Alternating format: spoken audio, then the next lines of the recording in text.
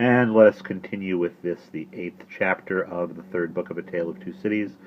The name of the chapter is A Hand at Cards. The name of the book is The Track of a Storm. Miss Pross and Mr. Cruncher were out shopping. Little did they know that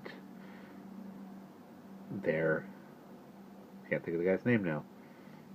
Charles Darnay had been arrested again while they were out, but Miss Pross ran into her brother, who Cruncher knew by a different name, and Mr.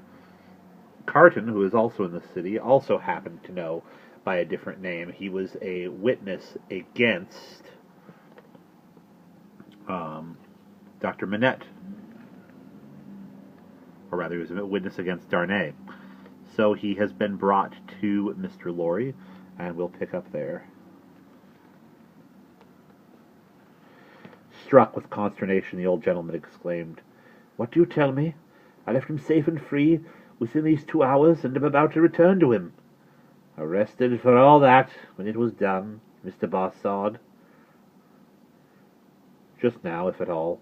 "Mr. Barsad is the best authority possible, sir," said Sidney, "and I have it from Mr. Barsad's communication to a friend and brother, sheep over a bottle of wine, that the arrest has taken place. He left the messengers at the gate and saw them admitted by the porter.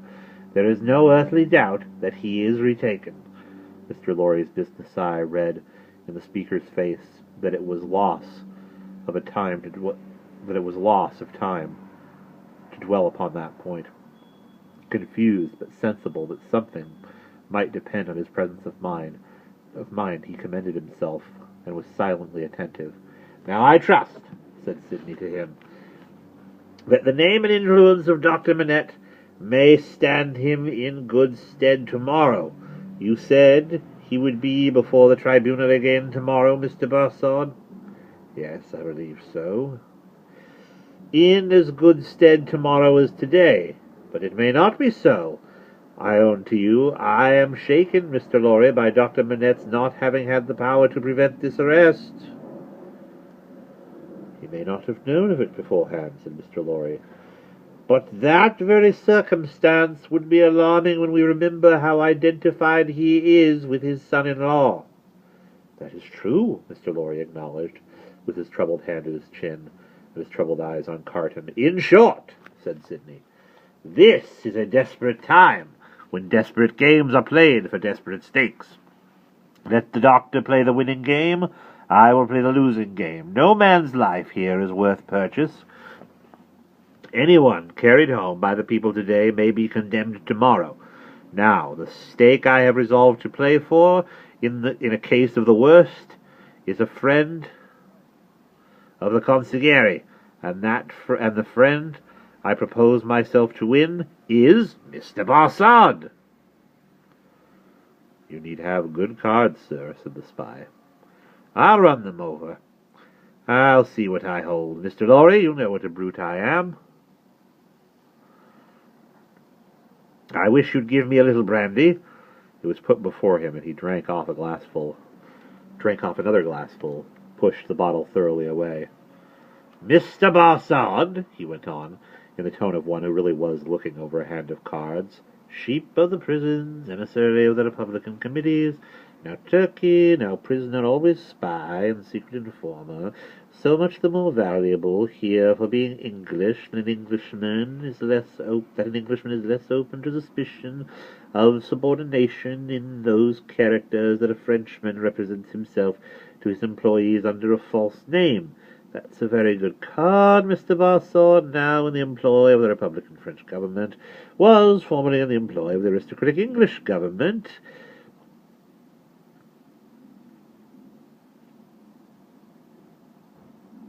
The enemy of France and freedom, that's an excellent card. Inference clear as day in this region of suspicion. That Mr. Barsad, still in the pay of the aristocratic English government, is the spy of Pitt, the treacherous foe of the Republic crouching at its bosom, the English traitor and agent of all mischief, so spoken of and so difficult to find. That's the card not to be beaten. Have you followed my hand, Mr. Barsad?" "Not to understand your play," returned the spy somewhat uneasily. "I play my ace. Denunciation of Mr. Barsad to the nearest section committee. Look over your hand, Mr. Barsad, and see what you have. Don't hurry." He drew the bottle nearer, poured out another glassful of brandy, and drank it off. He saw that the spy was fearful of his drinking himself into a fit state for the immediate denunciation of him. Seeing it, he poured out and drank another glassful. "Look over your hand carefully, Barsad. Take time."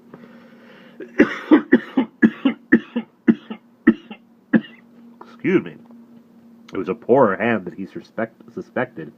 Mr. Barsad saw losing cards in it that Sidney Carton knew nothing of. Thrown out of his honourable employment in England, through too many unsuccessful, hard swearing there, not because he was not wanted there. Our English reasons for vaunting our superiority to secrecy and spies are of very modern date. He knew that he had crossed the Channel and accepted service in France first, as a tempter and an eavesdropper among his own countrymen there, gradually as a tempter and an eavesdropper among the natives. He knew that under the overthrown government he had been a spy upon St. Antoine and Defarge's wine shop, had received from the watchful police such heads of information concerning Dr. Manette's imprisonment, release, and history, it should serve him an introduction to familiar conversation with the Defarges, had tried them on Madame Defarge, and had broken down with them signally. He always remembered with fear and trembling that terrible woman had knitted when he talked with her, and had looked ominously at him as her fingers moved. He had since seen her, in the section of St. Antoine, over and over again, produce her knitted registers, and denounce people whose lives the guillotine then surely swallowed up. He knew, as everyone employed, as he did, that he was never safe, that flight was impossible, that he was tied fast under the shadow of the axe, and that in spite of his utmost tergiversation and treachery in furtherance of the reigning terror, a word might bring it down upon him. Once denounced, and on such grave grounds as had just now been suggested in his mind, he foresaw that the dreadful woman of whose unrelenting character had seen many proofs would produce against him that fatal register, and would quash his last chance of life. Besides that all secret men are men soon terrified, here were surely cards enough of one black suit to justify the holder growing rather livid as he turned them over. "You scarcely seem to like your hand," said Sidney with the greatest composure. "Do you play?" "I think, sir," said the spy in the meanest manner as he turned to Mr. Lorry, "I may appeal to a gentleman of your years and benevolence, to put to this other gentleman, so much your junior, whether he can, under any circumstances, reconcile it to his station to play that ace of which he has spoken. I admit that I am a spy, and that it is considered a discreditable station, though it must be filled by somebody, but this gentleman is no spy, and why should he so demean himself as to make himself one?" "I play my ace, Mr. Barsad," said Carton, taking the answer on himself and looking at his watch, "without any scruple, in a very few minutes." "I should have hoped, gentlemen both," said the spy, always striving to hook Mr. Lorry into the discussion, "that your respect for my sister—" "I could not better testify my respect for your sister than by finally relieving her of her brother," said Sidney Carton. "You think not, sir?" "I have thoroughly made up my mind about it." The smooth manner of the spy, curiously in dissonance with his ostentatiously rough dress, and probably with his usual demeanor, received such a check from the inscrutability of Carton, who was a mystery to wiser and honester men than he, that it faltered here and failed him.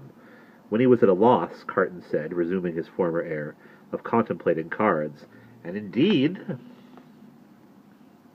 now I think again, I have a strong impression that I have another good card here, not yet enumerated, that friend and fellow sheep, who spoke of himself as pasturing in the country prisons? Did he know? Who was he? French. You don't know him, said the spy quickly. French, eh? Repeated Carton, musing, and not appearing to notice him at all, though he echoed his word. Well, he may be.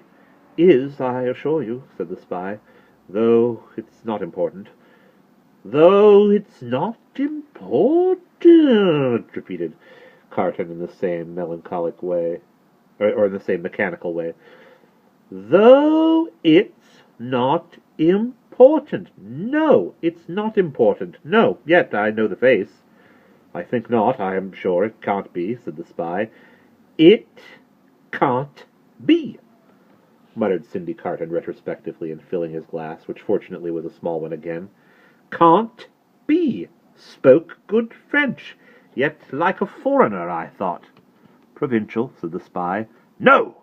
Foreign! Cried Carton, striking his open hand on the table as a light broke clearly in his mind.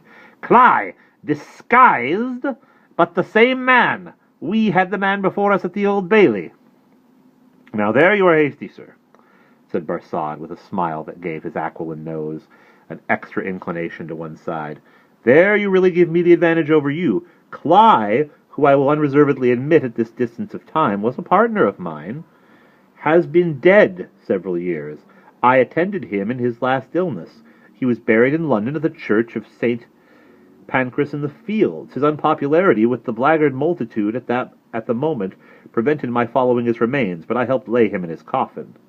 Here Mr. Lorry became aware, from where he sat, of a most remarkable goblin shadow on the wall. Tracing it to its source, he discovered it to be caused by a sudden extraordinary rising and stiffening of all the risen and stiff hairs on Mr. Cruncher's head. Let us be reasonable, said the spy, and let us be fair. To show how mistaken you are, and what an unfounded assumption yours is, I will lay before you a certificate of Clyde's burial, which I happen to have carried in my pocket-book. With a hurried hand he produced and opened it. Ever since. There it is. Oh, look at it, look at it! You may have to take it in your hand. It's no forgery. Here, Mr. Lorry perceived the reflection on the wall to elongate, and Mr. Cruncher rose and stepped forward. His hair could not have been more violently on end, if it had been that moment dressed by the cow with the crumpled horn in the house that Jack built. Unseen by the spy, Mr. Cruncher stood at his side, untouched, and touched him on the shoulder like a ghostly bailiff. That there, Roger Cly, master, said Mr. Cruncher with a taciturn and iron-bound visage. So you put him in his coffin? I did. Who took him out of it? Barsad leaned back at his chair and stammered. What do you mean? I mean, said Mr. Cruncher, that he weren't never in it. No, not he. I'll have my head took off if he were ever in it. The spy looked round at the two gentlemen. They both looked in unspeakable astonishment at Jerry. I tell you, said Jerry, that you buried paving stones and earth in that there coffin. Don't go and tell me that you buried Cly. It was a take-in. Me and two more knows it. How do you know it? What's that to you, God? Growled Mr. Cruncher. It's you I have got an old grudge again, it is. With your shameful impositions upon tradesmen, I'll catch hold of your throat and choke you for half a guinea. Sidney Carton, who, with Mr. Lorry, had been lost in amazement at this turn of the business, here requested Mr. Cruncher to moderate and explain himself. And there we will pause.